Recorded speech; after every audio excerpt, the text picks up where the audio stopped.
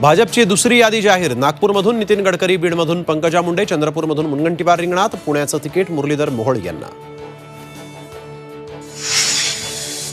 भाजपनं 5 खासदारांची तिकीटं कापली। मुंबईमधून गोपाळ शेट्टी आणि मनोज कोटक यांचा पत्ता कट, तर प्रीतम मुंडे, उन्मेष पाटील, संजय धोत्रेंनाही नारळ।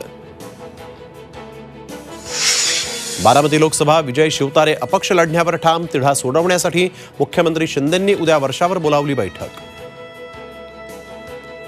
हेमंत गोडसेंच्या उमेदवारीनंतरही शांतिगिरी महाराज नाशिकमधून निवडणूक लढवण्यावर ठाम।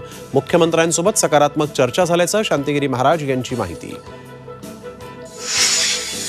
चोराच्या हातात शिवसेनेचं धनुष्यबाण। मिंध्यांना 40 जणांच्या दाढीचं वजन पेलत नाही, तर धनुष्यबाण काय पेलवणार? उद्धव ठाकरेंचा शिंदेंवर घणाघात।